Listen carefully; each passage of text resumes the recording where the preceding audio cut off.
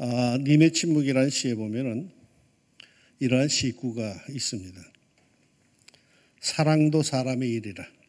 만날 때 미리 떠날 것을 염려하고 경계하지 아니한 것은 아니지만 이별은 뜻밖의 일이 되고 놀란 가슴은 새로운 슬픔에 터집니다. 만날 때에 떠날 것을 예상하지 못한 것은 아니지만 그러나 언제나 이별이 찾아오면 그것은 뜻밖의 것이 되고 슬픔의 노래가 된다는 것이죠. 이런 사랑의 아픔과 같은 헤어짐이 예수님 일행에게 찾아들었습니다. 언제까지나 자신들과 함께 할 줄 알았던 예수님께서 이제 제자들을 떠나려고 하십니다. 제자들이 그것을 감잡았습니다. 그래서 모두들 침울한 분위기입니다. 뭐라 할 말이 없습니다. 뭐라고 물어보고 싶으나 행여나 그보다 더 아프고 절망적인 슬픈 대답을 들을까 봐 감히 더 물어보지도 못합니다. 오늘 말씀은 이러한 분위기에서 일어난 이야기입니다. 어색한 침묵이 오랫동안 흐르자 예수님께서 입을 먼저 여십니다. 지금 내가 나를 보내신 이에게로 가는데 너희 중에서 나더러 어디로 가는지 묻는 자가 없고 도리어 내가 이 말을 함으로 너희 마음에 근심이 가득하였도다. 모두들 눈치는 있어서 그저 아픈 마음 가만히 침묵하고 있다는 거죠. 이에 예수님께서 이렇게 이어서 말씀을 하십니다. 그러하나 내가 너희에게 실상을 말하노니 내가 떠나가는 것이 너희에게 유익이라. 예수님께서 제자들을 떠나가시는 것이 제자들에게 유익이라고 하십니다. 어째서 그럴까요? 내가 떠나가지 아니하면 보혜사가 너희에게로 오시지 아니할 것이요. 가면 내가 그를 너희에게로 보내리니.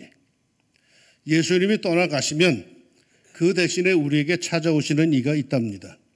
하나님께서 정해놓으신 우리의 구원의 역사를 위해 계획해 두신 것이 있답니다. 장차 성자 하나님이신 예수님께서 사명을 다하시고 하늘로 돌아가시면 그 다음에 성령 하나님께서 이 땅에 찾아오신다는 것입니다. 이것은요, 예수님의 약속입니다. 교회의 역사, 교회력에 의하면 오늘 약속된 그분 성령님께서 오신 날입니다. 그래서 성령 강림 주일이라고 하죠. 그분께서 우리에게 임하신 날입니다. 그런데 성령님은 왜 오셨을까요? 예수님은 이렇게 증언하십니다. 내가 아버지께 구하겠으니 그가 또 다른 보혜사를 너희에게 주사 영원토록 너희와 함께 있게 하리니 그는 진리의 영이라. 너희는 그를 아나니 그는 너희와 함께 거하시며 또 너희 속에 계시겠습니다. 그렇다면 여러분, 성령님은 지금 어디에 계십니까? 나는 믿습니다. 지금 이곳에 주의 영 성령께서 우리 왕십리 중앙교회와 함께 하심을 믿습니다. 나는 또한 믿습니다.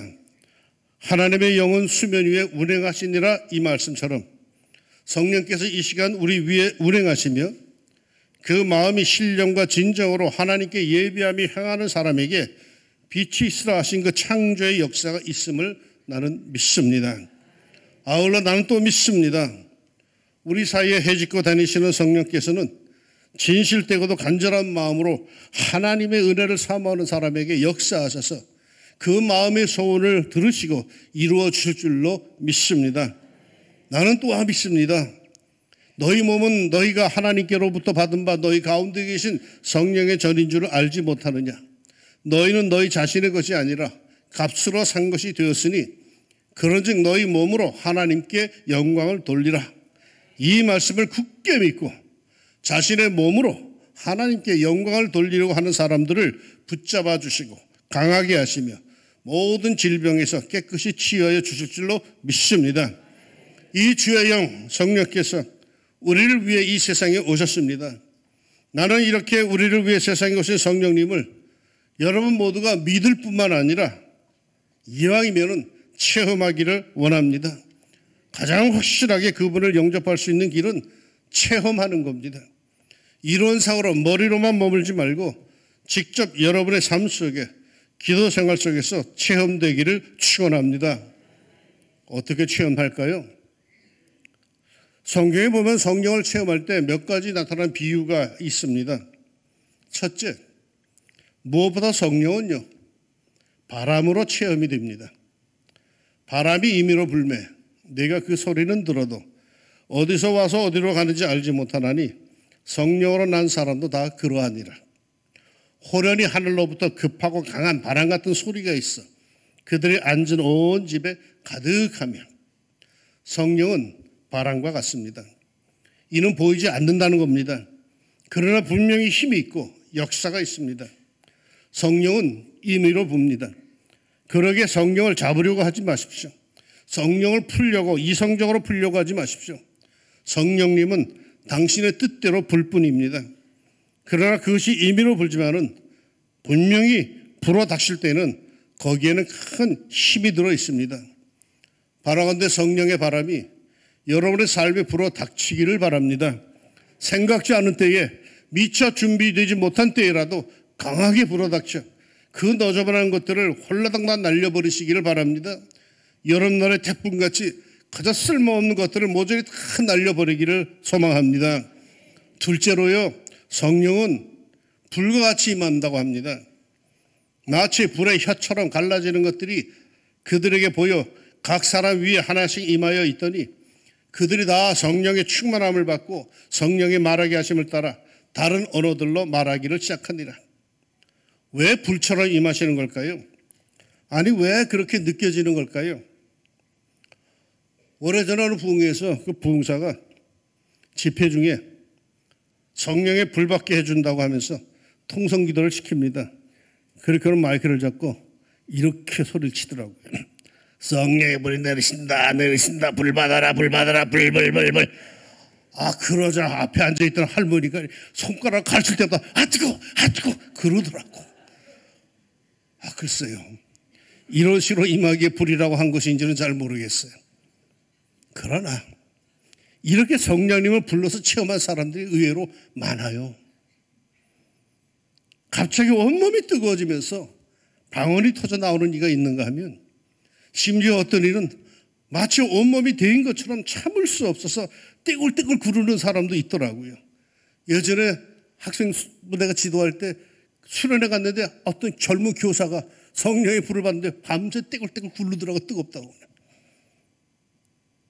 이해할 수 없는 거죠.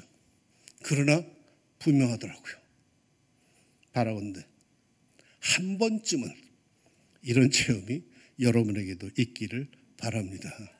평생 잊지를 못합니다. 그런데 말이죠, 성령이 불과 같이 임한다는 것은 이런 온 몸으로 느끼는 그런 것도 있지만 그것은 또 다른 의미예요. 하늘의 그 막강한 에너지, 주체할 수 없는, 내가 거부할 수 없는 강한 에너지가 내게 주어진다는 것을 뜻합니다. 성령 충만한 사람들, 대단한 열정의 사람들이죠. 전에는 비리비리했는데 성령이 충만하고 나면은 에너지가 충만한 사람들로 보입니다. 매우 열정적인 사람으로 변합니다. 봉사하라고 하면은 늘 빼던 사람이 성령이 충만하면은 어디서 날 좀 필요로 하는 데가 없나 할 정도로 열정적인 봉사의 사람이 됐더라. 전도가 늘 부담이 되던 사람이 성령이 충만하면 전하지 않고는 견딜 수 없는 그런 심령의 사람이 되더라고요. 여러분의 삶의 에너지는 어디서 얻으십니까? 하루 3끼 먹는 음식물에서 필요한 모든 에너지를 얻으십니까? 맞죠. 그런데 그런 에너지도 필요하지만요, 그리스도인이라면 말이요, 하나님의 자녀라면 말이요, 하늘 백성이라면 말이요, 성령으로부터 영적인 에너지, 하늘의 에너지를 얻어야 합니다. 이해할 수 없는, 주체할 수 없는 그 힘을 얻어야 되는 거예요. 그래야 신앙생활, 이 세상에서 성공할 수가 있어요. 그래야 이 이기적인 세상에서 희생할 수도 있어요. 그래야 이 정의 없는 세상에서 주님의 사랑을 증거할 수 있어요. 육신의 에너지가 아닌 영적인 에너지 말이요, 성령의 충만으로부터 오는 그 하늘의 에너지가 우리 충만해야 합니다. 옆 사람 얼굴 한번 쳐다보세요. 일부러 볼 필요는 없어요. 에너지가 다 빠져나가서 거저 메가리가 빠진 그런 분들도 있을 거예요.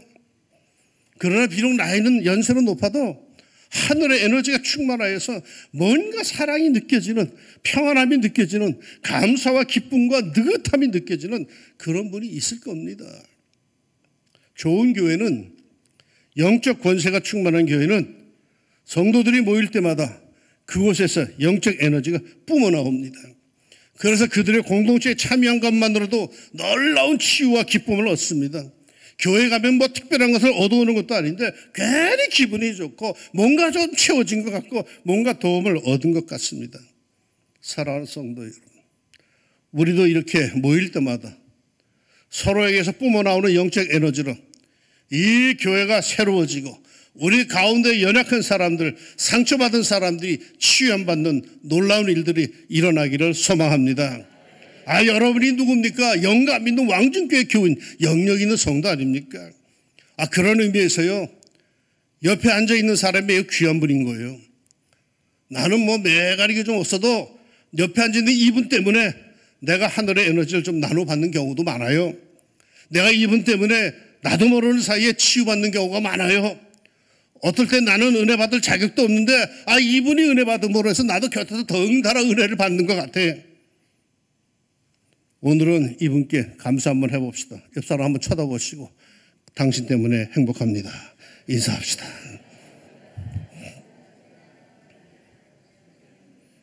혼자 앉아있으면 좀 외롭죠? 셋째로 성령 체험은, 성령의 임재는 생수의 강같이 임합니다. 이사야 44장 3절에 나는 목마른 자에게 물을 주며 마른 땅에 시내가 흐르게 하며 나의 영을 네 자손에게 나의 복을 네 후손에게 부어주리니 누구든지 목마르거든 내게로 와서 마시라. 나를 믿는 자는 성경의 이름과 같이 그 배에서 생수의 강이 흘러나오리라 하시니 이는 그를 믿는 자들이 받을 성령을 가리켜 말씀하신 것이라. 할렐루야. 생수의 강이 터져나오기를 축원합니다. 한때 우리나라에서 사이비 교주였던 박태선, 이분은 전도관에서 그렇게 가르치더라고요. 성령이 충만해지면 옆구리에서 생수의 강이 뻥 터져가지고 아주 시원해진다고. 나 옛날에 왕십역교 갔더니 어떤 권사님이 전도관 집회 갔는데 얼마나 시원한지 모르겠어, 옆구리가 시원하더라고 그러더라고요. 정말인가? 그랬어요. 근데 그렇게 느껴질지도 몰라요. 왜? 성경이 있으니까. 그 배에서 생수의 강이 흘러나오리라 했으니까 그렇게 느껴질 수 있어요. 그런데 무엇보다 더 중요한 것은요, 이 생수의 강 같은 성령의 체험을 할 수 있는 사람은 아무나가 아니에요. 가라앉은 자란, 목마른 자라는 사실이에요.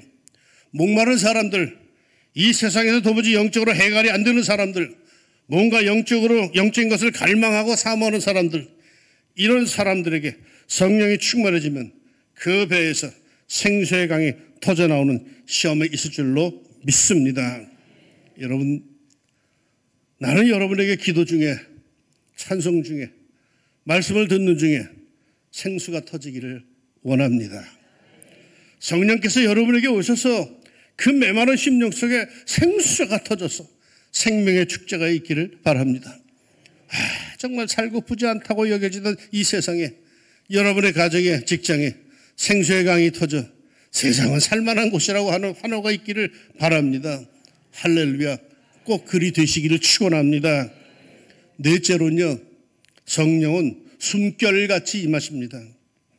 요한복음 20장 22절에 이렇게 나와요. 이 말씀을 하시고 그들을 향하사 숨을 내쉬며 이르시되 성령을 받으라. 부활하신 예수님께서 숨어버린 제자들을 찾아가서 그들을 축복하신 말씀입니다. 그들을 향하여서 숨을 내쉬며 주님의 숨결을 불어넣어 주시면서 하신 말씀이 성령을 받으라 였습니다. 주님의 숨결 속에 성령이 임하십니다. 우리가 숨을 쉴 때 주의 숨결, 성령이 내 안에 들어오십니다. 공기로 숨만 쉬는 건 의미가 없어요. 내가 숨을 쉴 때 주님의 숨결이, 성령이 내 안에 들어오신 거예요. 그러게 숨 쉬는 것 자체가 너무 감사한 거예요. 이 세상을 주장하시고 운행하시는 성령께서 내가 숨을 들이마실 때마다 주의 숨결로 내 안에 들어와 오십니다. 내 안을 주의 생명으로 채워주시고 주의 생명으로 나를 온전케 하십니다. 맑은 공기가 얼마나 중요한지 예전에 보니까 공기도 깡통에 넣어서 판매를 하더라고요. 히말라야 공기, 남극의 공기 하면서 깡통에 그곳에 공기들을 압축하게 집어넣고 판매를 하더라고요. 무조건 숨을 쉰다고 사는 거 아니에요. 어떤 공기를 마시느냐가 이제는 중요한 때가 되었어요. 어떤 숨결을 들이마시십니까? 각종 오만 가지 공해로 오염된 공기로 숨을 쉬는 것은 아니십니까? 물질에 썩어지는 공기만을 들이마시고 있는 것은 아니십니까? 축축한 죄악의 숨결에 내 몸이 그렇게 병들어가고 있는 것은 아니십니까? 에스겔 골짜기에 그 마른 뼈들을 살려내었던 그 거대한 생명의 숨결 속에 사시기를 축원합니다. 또 내가 내게 이르시되 너는 이 모든 뼈에게 대언하여 이르기를 너희 마른 뼈들아 여호와의 말씀을 들을지어다. 주 여호와께서 이 뼈들에게 이같이 말씀하시기를 내가 생기를 너희에게 들어가게 하리니 너희가 살아나리라. 내가 여호와인 줄을 너희가 알리라 하셨다 하라. 은혜 안에 삽시다. 찬송 가운데 삽시다. 진리 안에 삽시다. 순종하며 삽시다. 그곳에 예수의 생기, 여호와의 생기, 주님의 숨결이 있고 그 주님의 숨결, 성령께서 메말라버린 내 삶을 다시 살리실 겁니다. 나를 다시 온전한 성도로 거룩하게 하실 줄로 믿습니다. 우리를 위해서 약속된 그분 성령께서 오셨습니다. 성령님을 맞아드립시다. 물론 성령께서는 우리 가운데 이미 거하시며 우리로 하여금 성도로 살아가게 도와주시고 계십니다. 그러니 도무지 확신이 서지 않는 사람들, 삶이 두렵고 낙심이 되는 사람들, 무의미하고 삶이 벅찬 사람들, 여기저기 아프고 서러운 사람들, 도무지 성도로서 용기가 나지 않는 사람들은 막연히 나는 하나님의 자녀야, 성령께서 내 안에 있어 하지 말고 은밀한 가운데 주 앞에 무릎 꿇는 시간을 꼭 가지세요. 주님 하며 저 깊숙한 곳에서 주의 성령을 초청하는 기도를 드리세요. 성령님 나에게 임하시옵소서. 나를 도와주시옵소서. 내 삶을 주장해 주십시오. 성령님 내 삶 속에 충만하옵소서. 나를 붙들어 이 어려운 고비를 잘 이겨나가게 하옵소서. 이 문제가 해결되게 하여 주옵소서. 내가 겉은 멀쩡하지만 속은 그렇지 않습니다. 성령님 내 안에 들어오십시오. 초청하십시오. 그분께서 그때 찾아가실 겁니다. 때로는 부드러운 주님의 숨결로, 때로는 도도히 흐르는 생수의 강으로, 때로는 화끈한 하늘의 에너지 불로, 그리고 때로는 바람과 같이 여러분을 찾아갈 겁니다. 성령님은 우리를 도와주시기 위해 이 땅에 오신 분이십니다. 군림하기 위해서 오신 분이 아니십니다. 그러니 분명히 믿읍시다. 이분을 제대로 모시고 체험하면 내 삶에 놀라운 변화가 일어날 겁니다. 축복의 삶이 시작이 됩니다. 그런데 말이죠, 결코 잊지 말 것은 이 성령님은 사모하는 사람들, 요청하는 사람들에게 오신다는 겁니다. 사는 게 바빠서 아무런 관심도 없이 사는 사람에겐 오시지 않습니다. 길을 가다가 어느 날 갑자기 성령 받았다 하는 것 그거 웃기는 겁니다. 현재 미약하고 나약하지만 그래도 참된 성도로서 그리스도로 살고 싶다는 간절함을 갖고 사는 사람, 하나님의 은혜를 알고 사모하는 사람, 능력 있는 성도로 살고 싶다는 사람, 하나님의 뜻을 헤아리며 그 뜻대로 주의 뜻대로 살고 싶다는 간절함이 있는 사람, 그래서 하나님 도와주세요 하는 사람에게 성령은 바람같이 불같이 강같이 숨결같이 임하십니다. 살아가는 이름. 이 시간 우리 잠깐이라도 사모하는 심령으로 우리를 도와주시기 위해 오신다는 약속된 그분 성령님을 초청하는 진실된 기도를 드려봅시다. 성령님 내게 임하시옵소서. 성령님 내게 임하시옵소서. 내 마음의 문을 열고 성령님을 초대합니다. 성령의 힘으로 나의 그릇된 습관 생활을 버리고 성도다운 삶을 살도록 이 시간 우리 성령님을 내 안에 내 삶에 초대합니다. 불같이 바람같이 강같이 숨결같이 성령님 내게 오셔서 나를 도와주십시오. 우리 잠깐의 한 통성으로 함께 기도합시다.